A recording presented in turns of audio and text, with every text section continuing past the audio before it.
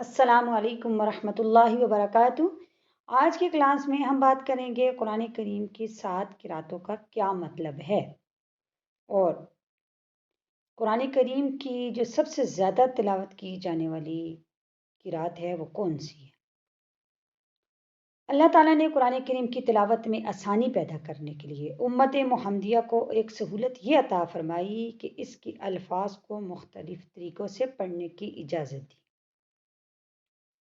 کیونکہ بعض اوقات کسی شخص سے کوئی لفظ ایک طریقے سے نہیں پڑھا جاتا تو اسے دوسرے طریقے سے پڑھ سکتا ہے۔ صحیح مسلم کے ایک حدیث میں ہے کہ آپ صلی اللہ علیہ وسلم ایک مرتبہ بنو غفار کے تالاب کے پاس تشریف فرما تھے کہ حضرت جبرائیل علیہ السلام آ گئے اور انہوں نے فرمایا کہ اللہ تعالیٰ نے آپ صلی اللہ علیہ وسلم کو حکم دیا ہے کہ آپ صلی اللہ علیہ وسلم اپنی امت کو حکم دیں کہ وہ قرآن کریم کو ایک ہی حرف پر پڑھیں۔ تو آپ صلی اللہ علیہ وسلم نے فرمایا کہ میں اللہ تعالیٰ سے اس کی معافی اور مغفرت طلب کرتا ہوں، میری امت میں اس کی طاقت نہیں۔ پھر جبرائیل علیہ السلام دوبارہ آپ صلی اللہ علیہ وسلم کے پاس آئے اور فرمایا کہ اللہ تعالیٰ نے آپ صلی اللہ علیہ وسلم کو حکم دیا ہے کہ آپ صلی اللہ علیہ وسلم کی امت قرآن کریم کو 2 حرفوں پر پڑھے۔ تو آپ صلی اللہ علیہ وسلم نے دوبارہ وہی الفاظ دہرائے۔ کرتے کرتے جب چوتھی مرتبہ حضرت جبرائیل امین آپ صلی اللہ علیہ وسلم کے پاس آئے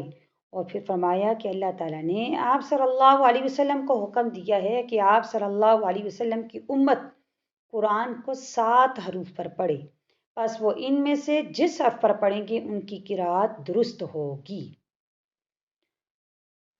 ایک اور حدیث میں آپ صلی اللہ علیہ وسلم کا ارشاد ہے، ان هذا القرآن انزل على 7 احرف فاقرؤوا ما تيسر منه۔ یہ قرآن 7 حروف پر نازل کیا گیا ہے، بس ان میں سے جو تمہارے لیے آسان ہو اس طریقے سے پڑھ لو۔ اب آپ صلی اللہ علیہ وسلم کے اس ارشاد میں 7 حروف سے کیا مراد ہے، یعنی آپ صلی اللہ علیہ وسلم نے فرمایا کہ قرآن کو 7 حروف پر جو نازل کیا گیا ہے اس سے مراد کیا ہے۔ تو اس کے بارے میں علماء اکرام کے مختلف اقوال ہیں۔ سب سے محقق علماء کے نزدیک جو سب سے راجح قول ہے وہ یہ ہے کہ قرآن کریم کی جو قراتیں اللہ تعالیٰ کی طرف سے نازل ہوئی ہیں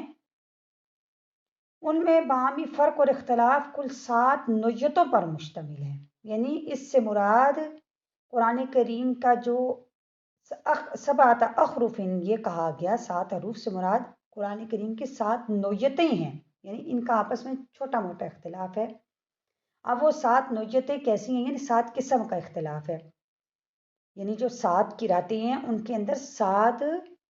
قسم کا جو اختلاف ہے وہ کون سا ہے۔ تو ان میں سے چند ایک میں آپ کو بتا دیتی ہوں کہ تثنیہ جمع مذکر مؤنث کا اختلاف داخل ہے، یعنی ایک قرات کے اندر تثنیہ کا صیغہ ہے، جمع کا مذکر کا دوسرے کے اندر جمع کا ہوگا، ایک کے اندر مذکر ہے تو دوسرے کے اندر مؤنث کا ہے۔ اور دوسرا جو اختلاف ہے وہ ماضی مضارع امر کا ہے، یعنی کہ ایک قرات میں اگر ماضی کا استعمال ہوا صیغہ تو دوسری میں مضارع کا اس کی جگہ۔ اب تیسرا جو یہ بتایا کہ اعراب یعنی زبر زیر پیش کا فرق پایا جاتا ہو، اور الفاظ کی کمی پیشی کا اختلاف ہو، ایک قرات میں کوئی لفظ کم اور دوسری میں زیادہ ہو، تقدیم و تاخیر کا اختلاف ہو، یعنی ایک قرات میں کوئی لفظ مقدم ہے وہ پہلے آیا ہے اور دوسری قرات کے اندر وہ لفظ بعد میں آیا ہے۔ لہجوں کا اختلاف، لہجوں کے اختلاف میں جو لفظ موٹے پڑھے جاتے ہیں باریک پڑھے جاتے ہیں، مد قصر یعنی لمبا کرنا نہیں لمبا کرنا چھوٹا کرنا، حمزہ وغیرہ کا اختلاف، یہ اختلاف داخل ہے۔ بہرحال اختلاف قرات کی ان 7 نوعیتوں کے تحت بہت سی قراتیں نازل ہوئی تھی۔ اب یہ جو اختلاف تھا یہ معمولی اختلاف ہے، فرق تھا یعنی قرات کے اندر، تو اس کے فرق سے یعنی یہ جو چھوٹا موٹا فرق تھا قراتوں کے اندر، اس سے معنی کے اندر کوئی فرق نہیں پڑتا تھا، اور صرف تلاوت کی سہولت کے لیے اس کی اجازت دی گئی تھی، کیونکہ شروع میں جب قرآن کریم نازل ہوا تو لوگ قرآن کریم کے اسلوب سے پوری طرح کے عادی نہیں تھے، اس لیے ان 7 اقسام کے دائرے میں بہت سی قراتوں کی اجازت دی گئی تھی، اور آپ صلی اللہ علیہ وسلم کا معمول تھا کہ ہر سال میں رمضان المبارک میں جبرائیل امین کے ساتھ قرآن کریم کا دور کیا کرتے تھے۔ جس سال آپ صلی اللہ علیہ وسلم کی وفات ہوئی تو اس سال آپ صلی اللہ علیہ وسلم نے 2 مرتبہ قرآن کریم کا دور فرمایا۔ اس موقع پر بہت سی قراتیں منسوخ کر دی گئی، صرف وہ قراتیں باقی رکھی گئی جو آج تک تواتر کے ساتھ محفوظ چلی آ رہی ہیں۔ اب حضرت عثمان رضی اللہ تعالیٰ عنہ کے دور خلافت میں جو قرآن کریم کو ایک جگہ جمع کرنے کے واقعات پیش آئے، قرآن کریم کو ایک جگہ جمع کیا گیا، تو وہ بھی یہی تھا کہ حضرت عثمان رضی اللہ تعالیٰ عنہ کے دور خلافت تک تو معاملات ٹھیک چلتے رہے، لیکن جب حضرت عثمان رضی اللہ تعالیٰ عنہ کا دور خلافت آیا تو اسلام عرب سے نکل کر دور دراز کے علاقوں میں پھیل چکا تھا، اور حضرت عثمان رضی اللہ تعالیٰ عنہ اپنے دور خلافت میں صحابہ اکرام کو والی بنا کر مختلف ملکوں کی طرف بھیجا کرتے تھے۔ اب جو صحابہ جس ملک میں جاتے تو وہاں جا کے لوگوں کو جب اسلام کی دعوت دیتے، اسلام کی طرف ان کو بلاتے، جب لوگ اسلام قبول کرتے تو انہی صحابی سے قرآن بھی سیکھتے، اور وہ صحابہ اکرام ان کو اسی قرات کے مطابق قرآن سکھاتے تھے جس قرات کے مطابق انہوں نے نبی علیہ السلام سے خود سیکھا ہوتا۔ اب اس طرح قراتوں کا یہ اختلاف دور دراز ممالک تک پہنچ گیا۔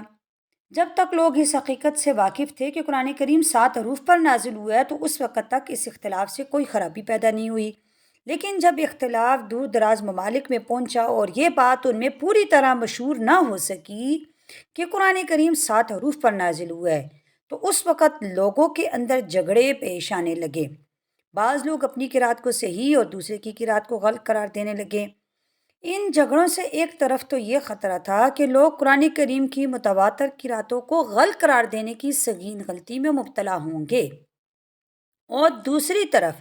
حضرت زید کے لکھے ہوئے ایک نسخے کے علاوہ جو صرف مدینہ طیبہ میں موجود تھا، جو انہوں نے حضرت ابوبکر صدیق رضی اللہ عنہ کے دور خلافت میں لکھا تھا، وہ ایک ہی نسخہ تھا جو صرف مدینہ طیبہ کے اندر موجود تھا۔ اب جب مختلف ممالک سے صحابہ اکرام کے ذریعے حضرت عثمان رضی اللہ تعالیٰ عنہ کی خدمت میں مختلف جو ہے وہ کیس آئے، تو ان کو اطلاعات ملی اور بہت سارے واقعات ایسے پیش آئے کہ قرآن کریم کے ایک معلم نے اپنے شاگردوں کو ایک قرات کے مطابق قرآن پڑھایا، تو دوسرے جو معلم تھے انہوں نے دوسری قرات کے مطابق قرآن پڑھایا۔ تو اس طرح مختلف اساتذہ کے شاگرد جب آپس میں ملتے تو ان میں اختلاف ہوتا۔ اب جب صحابہ اکرام رضی اللہ تعالیٰ عنہ نے حضرت عثمان رضی اللہ تعالیٰ عنہ کو اس سے آگاہ کیا کہ لوگوں کے اندر اس طریقے سے اختلافات ہو رہے ہیں قراتوں کے اندر، اب ہر کوئی اپنی قرات کو صحیح کہہ رہا ہے اور دوسرے کی قرات کو غلط کہہ رہا ہے، تو اس وقت حضرت عثمان رضی اللہ تعالیٰ عنہ نے جلیل القدر صحابہ کو جمع کر کے ان سے مشورہ کیا اور فرمایا کہ مجھے یہ اطلاع ملی ہے کہ بعض لوگ ایک دوسرے سے اس قسم کی باتیں کہتی ہیں کہ میری قرات تمہاری قرات سے بہتر ہے، اور یہ بات کفر تک پہنچ سکتی ہے، لہٰذا آپ لوگوں کی اس کے بارے میں کیا رائے ہے؟ صحابہ نے حضرت عثمان رضی اللہ تعالیٰ عنہ سے پوچھا کہ آپ نے کیا سوچا ہے؟ تو حضرت عثمان رضی اللہ تعالیٰ عنہ نے فرمایا کہ میری رائے یہ ہے کہ ہم تمام لوگوں کو ایک مصحف پر جمع کریں تاکہ کوئی اختلاف پیش نہ آئے۔ صحابہ نے اس رائے کو پسند کر کے حضرت عثمان کی تائید فرمائی، تو اس وقت حضرت عثمان رضی اللہ تعالیٰ عنہ نے ایک کمیٹی بنائی جن کے سیر فہرست جو ہیں وہ حضرت زید بن ثابت رضی اللہ تعالیٰ عنہ ہیں، تو ان کے علاوہ اور بھی لوگ تھے، لیکن حضرت زید بن ثابت جو تھے یہ انصاری صحابی تھے، اور باقی جو تینوں حضرات تھے وہ قریشی تھے، تو اس لیے حضرت عثمان رضی اللہ تعالیٰ عنہ نے حضرت زید بن ثابت سے یہ فرمایا کہ جب تمہارا یعنی کہ قرآن کے کسی حصے میں ان قریشی صحابہ سے اختلاف ہو تو اسے قریش کی زبان کے مطابق لکھنا، اس لیے کہ قرآن کریم انہی کی زبان میں نازل ہوا ہے۔ یعنی حضرت عثمان رضی اللہ تعالیٰ عنہ نے اس وقت حضرت زید بن ثابت کو یہی نصیحت کی تھی کہ آپ کا اگر اختلاف ہو جائے، وہ قریشی صحابہ اکرام ہیں اور آپ انصاری ہیں، تو اگر قرات کے متعلق اختلاف ہو جائے تو آپ نے قریش کی لغت کے مطابق جو ہے وہ قرآن کریم کو لکھنا ہے، کیونکہ قرآن قریش کی زبان میں نازل ہوا ہے۔ لیکن سہولت کے لیے جو ہے وہ 7 لہجوں میں اس کو پڑھنے کی اجازت دی گئی تھی۔ بہرحال قرآن کریم کے جو 7 حروف ہیں، اس سے مراد قرآن کریم کی 7 قراتیں ہیں، اور جن پر پڑھنے کی نبی علیہ السلام نے اجازت دی تھی قرآن کو، اور ایسا نہیں کہ لوگوں نے ان کو سیکھا نہیں، صحابہ کرام نے نبی علیہ السلام سے خود ان قراتوں کو سیکھا اور آگے لوگوں کو بھی سکھایا، یعنی مختلف قراتیں لوگوں کو سکھائی، اور مختلف قراتوں کو یاد کرنے اور دوسروں کو سکھانے کے لیے صحابہ نے اور بہت سارے اولیاء اللہ نے اپنی زندگیاں وقف کر دی۔ تو اسی طریقے سے علم قرات کی ایک بنیاد پڑ گئی۔ ہر خطے کے لوگ اس علم میں یعنی علم قرات پہ کمال حاصل کرنے کے لیے آئمہ قرات سے رجوع کرنے لگے۔ کسی نے 1 قرات یاد کی، کسی نے 2 یاد کی، کسی نے 3 اور کسی نے 7 بھی یاد کی۔ ان قراتوں کے اندر جو فرق ہے، جیسے کہ آپ نے پیچھے سنا پڑھا کہ صرف تھوڑا بہت فرق ہے، جس سے معنی کے اندر کوئی تبدیلی نہیں آتی، یعنی معنی ایک ہی رہتے ہیں۔ مثال کے طور پر مالک یوم الدین یہ 1 قرات ہے اور مالک یوم الدین یہ دوسری قرات ہے۔ اب مالک یوم الدین اور مالک یوم الدین پڑھنے سے بھی معنی کے اندر کوئی فرق نہیں آتا۔ اب 7 احرف سے جو مراد ہے وہ 7 قرات مراد ہیں، وہ قرات جن پر امت کی آسانی کے لیے ان کو تلاوت کرنے کی اجازت دی گئی تھی۔ لیکن جب حضرت عثمان رضی اللہ تعالیٰ عنہ کے دور خلافت میں لوگوں کے اندر بہت زیادہ اختلافات ہونا شروع ہو گئے، تو حضرت عثمان رضی اللہ تعالیٰ عنہ نے تمام قراتوں کو اس طریقے سے جمع کیا کہ قرآن کریم کی آیتوں پر نقطے زبر زیر پیش نہیں ڈالے، تاکہ انہیں مذکورہ قراتوں میں سے جس قرات کے مطابق لوگ پڑھنا چاہیں پڑھ سکیں۔ تو اس طرح تمام قراتیں اس رسم الخط میں سما گئی جو حضرت عثمان رضی اللہ تعالیٰ عنہ نے اپنے دور خلافت میں تیار کروایا تھا۔ بہرحال اب جو ہے وہ زیادہ تر جو تلاوت کی جانے والی قرات ہے وہ لغت قریش ہے، اور ابھی لغت قریش کے ہی اوپر جو ہے وہ لوگ زیادہ تر تلاوت کرتے ہیں۔ امید ہے کہ آج کا لیسن آپ کو سمجھ آ چکا ہوگا۔ السلام علیکم ورحمۃ اللہ وبرکاتہ۔